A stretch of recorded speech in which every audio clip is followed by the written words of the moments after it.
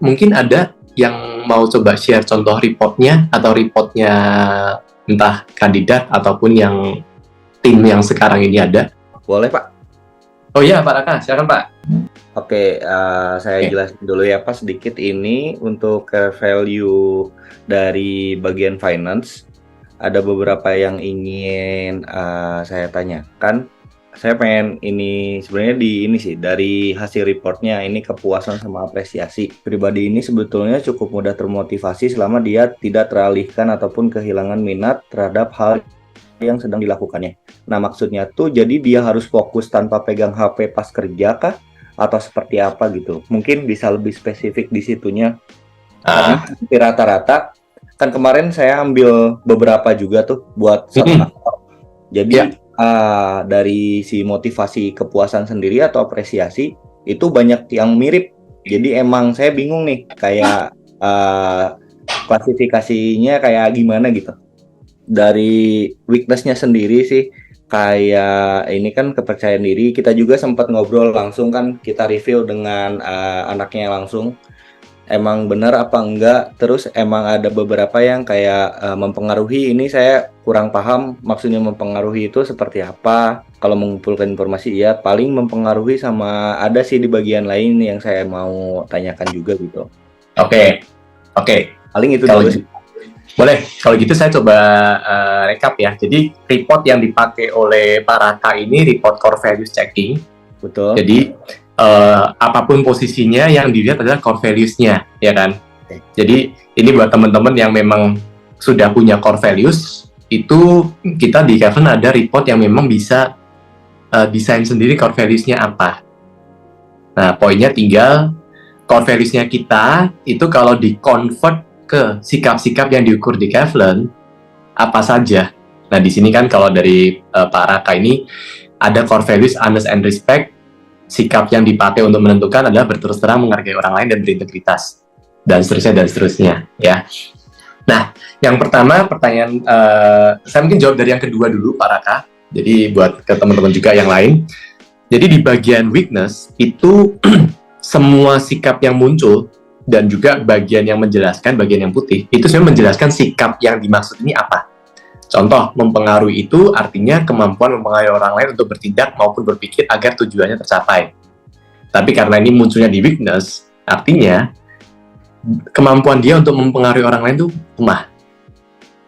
Nah, kalau pekerjaannya itu pekerjaan yang membutuhkan influencing, dia harus influence orang, perlu untuk ya influence lah ya, mempengaruhi orang untuk do something, ya ini sesuatu yang kurang terlalu kuat di dia. Terus kepercayaan dirinya juga munculnya di weakness, artinya apa? Kalau dia disuruh nyoba hal-hal baru pertama kali dan dia belum pernah, atau nyoba hal-hal yang di luar comfort zone dia, itu ada resisten dulu. Mending yang lain deh, lihat dulu. Bukan orang yang, oke, coba, nggak takut. Bukan gitu. Tapi kalau untuk hal-hal yang dia sudah pernah coba, atau dia sudah familiar, ya dia disuruh coba, suruh maju ya dia akan maju aja sendiri. Gitu. Nah, kalau tadi tentang motivasi, sebenarnya di bagian itu adalah tentang setiap orang itu punya motivasi yang berbeda-beda. Dan di Kevlin kita ngelihat ada 5 jenis motivasi. Dan yang menentukan setiap orang itu sebenarnya kombinasi duanya itu apa. Ya, di sini kan yang muncul tadi apa Pak? Kepuasan dan apresiasi ya. Betul, kepuasan dan apresiasi. Ada juga motivasi lain, tadi kalau di report yang di-share sama Pak Indra, kan ada motivasi sosial, ada motivasi pengakuan, tadi belum ada yang muncul, ada juga motivasi keuntungan dan manfaat. Nah, setiap yang muncul apa, itu pendekatannya berbeda. Tapi yang muncul di sini penjelasannya, yang kayak kepuasan tuh pribadi ini sebenarnya cukup mudah, dan motivasi selama dia tidak teralihkan, dan seterusnya, itu penjelasan tentang motivasi kepuasan ini. Bila munculnya motivasi kepuasan, pada dasarnya itu penggeraknya dari dia sendiri. Kalau dia merasa bisa menyelesaikan tugas ini, dia itu puas. Atau istilah lain, kalau dia merasa dia bisa menyelesaikan challenge-nya, atau dia bisa menyelesaikan sesuatu yang dia anggap challenge, dan dia anggap challenging, dan dia bisa mengatasi itu, dia tuh ada rasa kepuasan. Gitu. Nah, jadi musuhnya orang yang munculnya kepuasan ini, ya kalau misalnya orangnya ini munculnya kepuasan ya, pada dasarnya orangnya suka di challenge, senang dengan challenge baru. Tapi dia juga bisa demotivated kalau kerjaannya udah semakin monoton, nggak ada challenge, itu dia malah akan kendor. Cuman kita nanti harus lihat weakness-nya dia, karena ada juga kepuasan, motivasi apresiasi ya gitu ya. Tapi weakness-nya ada kurang fokus, gampang nge-distract, kurang komitmen, ya itu juga mempengaruhi. Jadi di bagian motivasi ini pengen kita jadi bisa tahu kita perlu approach orang ini pakai pendekatan apa. Betul. Gitu. Banyak dari kita tuh mengeneralisir cara pendekatan kita ke orang-orang. Ada yang kayak transaksional, udah kasih gaji gede, kasih bonus gede. Kita mikirin itu akan pas. Walaupun memang bagian itu perlu ada, tapi kalau kita tahu motivasinya, ya kita lakukan pendekatan yang memang sesuai dengan motivasi dia itu. Oke. Itu. Menjawab, Pak Raka?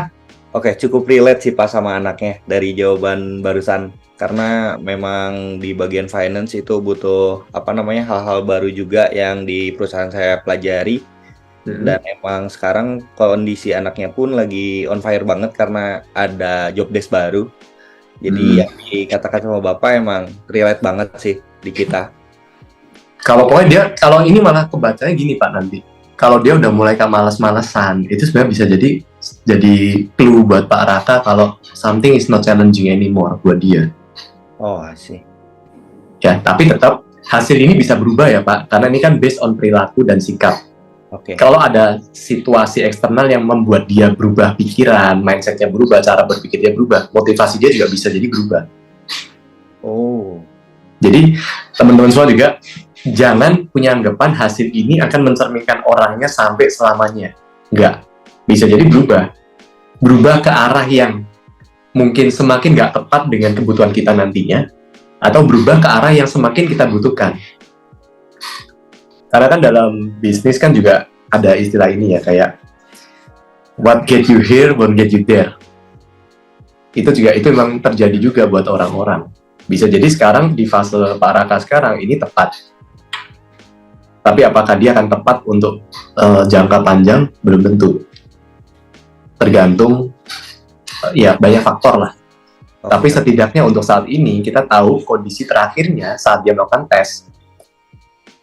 Pendekatan kita gimana? Oh, I see. Gitu. Coba lihat bagian weakness-nya, Pak. Oke. Nah, ini sama yang treat-nya tuh, Pak, yang mau saya tanyakan itu kayak harus dianalisa, yang diperhatikan. Ya emang kayak namanya finance kan, Pak, banyak pressure-nya kan.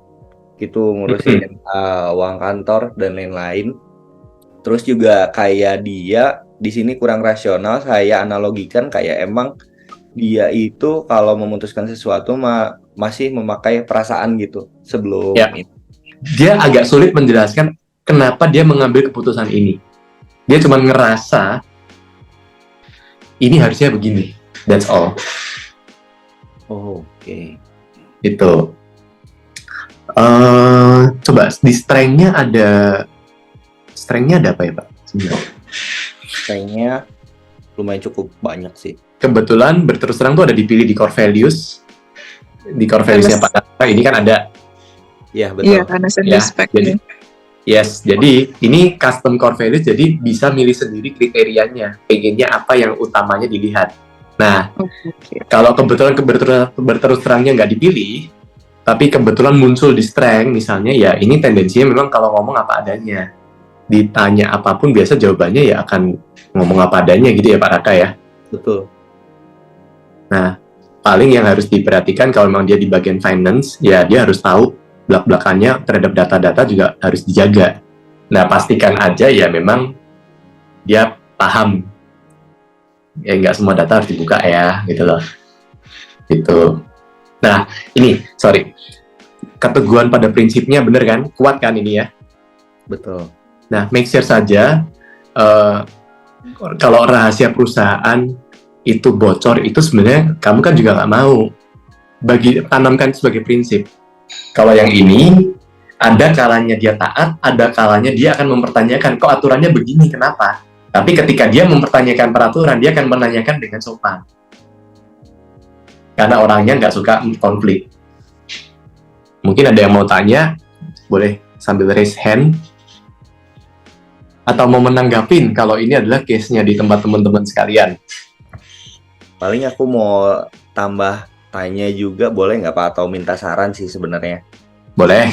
Cara manage dalam pengalaman Bapak dalam ketenangan saat tertekan itu kayak gimana aja sih? Gitu. Kan setiap orang tuh beda-beda ya cara mengatasi orang tertekan tuh. Apakah kita bantu supportnya seperti apa? Apakah support secara verbal aja atau kayak gimana? Kan beda-beda tergantung pressure-nya juga sih sebenarnya kan. Pada dasarnya ini dari dalam diri dia sendiri, mindset-nya dia. Yeah. Apakah dia melihat semua hal itu problem? Atau dia bisa memahamin kalau ada area yang memang bisa dia kontrol dan ada area yang dia nggak bisa kontrol. Nah, ada nggak teman-teman di sini yang punya tim yang panikan, terus yang tahu cara mengatasinya? Coba buat sharing. Jadi mendingan kalau lagi panik, yang lain diam. Kalau saya sih begitu. Karena setelah itu akan bisa muncul sendiri apa yang harus diperbuat. Biasanya begitu. Jadi jangan ribetin, jangan ngeriwohin gitu. Oke. Thank you, Di. Itu dari point of view-nya Diana dengan profilnya sendiri-sendiri ya? Iya. Mungkin hampir sama dengan Bu Diana ya. Saya tipe orang yang juga gampang panik. Dan di samping itu ada beberapa tim saya juga yang paniknya itu lebih di atas saya levelnya. Sehingga panik yang saya miliki itu parah itu. Gak ada apa-apanya. Jadi ketika saya juga panik, ada tim saya yang panik, saya memilih untuk istilahnya menurunkan tingkat panik saya, sehingga posisi saya lebih tenang.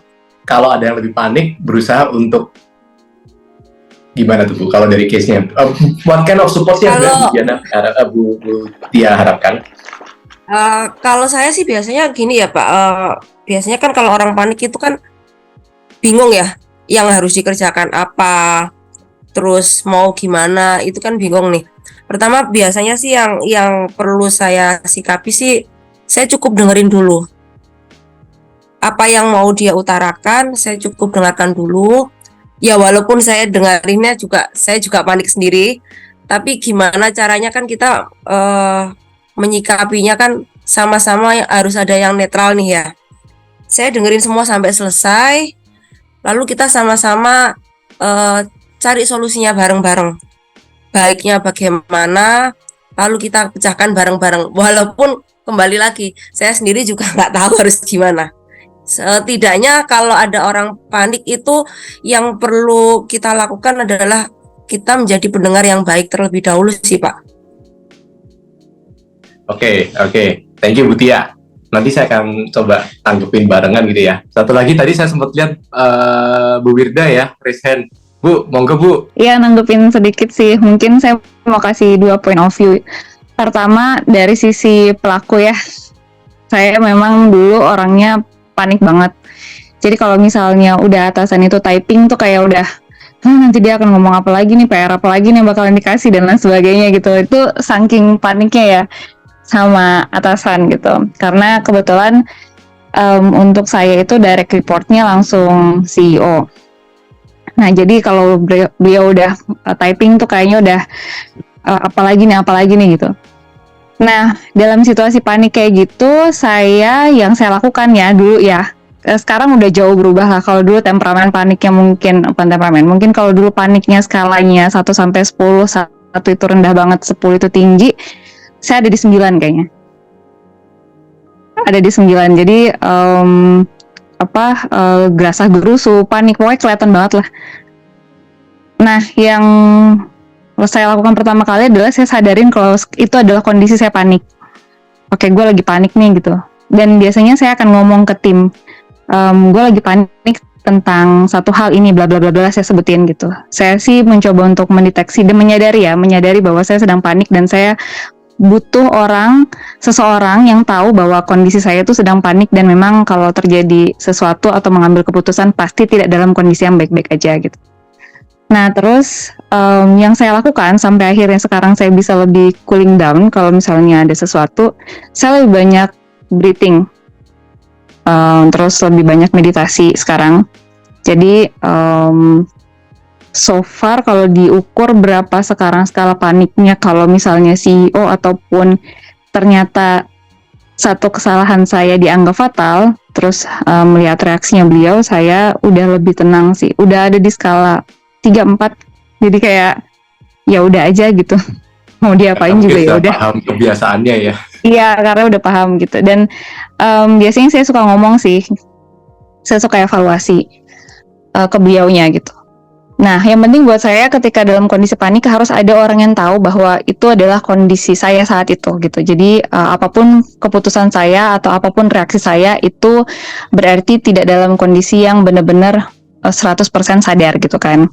Itu sebagai pelaku. Nah, kalau saya ngambil point of view-nya sebagai seorang atasan gitu ya kepada tim, biasanya yang akan saya lakukan adalah kalau tadi Pak Jai nanya what kind of support yang saya butuhkan ketika atau apa yang akan saya lakukan. Yang pertama kalau dari sisi saya sebagai atasan, saya akan ngasih tahu bahwa situasinya baik-baik saja. Menenangkan sih, lebih banyak menenangkan. Kemudian memberitahu bahwa semua ini tuh akan bisa kita jalanin bareng-bareng gitu. Jadi kalau orang panik itu kan pikirannya udah nggak karuan ya gitu. Dan yang menurut saya tuh orang panik itu butuh salah satu support adalah ada orang yang mengatakan bahwa ini situasinya akan baik-baik saja. Nah terus setelah itu mungkin perlu di breakdown step apa yang perlu dilakukan gitu. Jadi perlu dikasih tahu langkah pasti sehingga otaknya kembali rasional bahwa oh iya ternyata kita butuh ngelakuin 1, 2, 3, 4 ini untuk bisa mencapai satu titik tertentu gitu. Nah itu sih 2 point of view saya sebagai pelaku dan sebagai orang yang dulunya panikan, terus sekarang alhamdulillah tidak. Terus dengan point of view saya sebagai seorang atasan dan kebetulan tim saya itu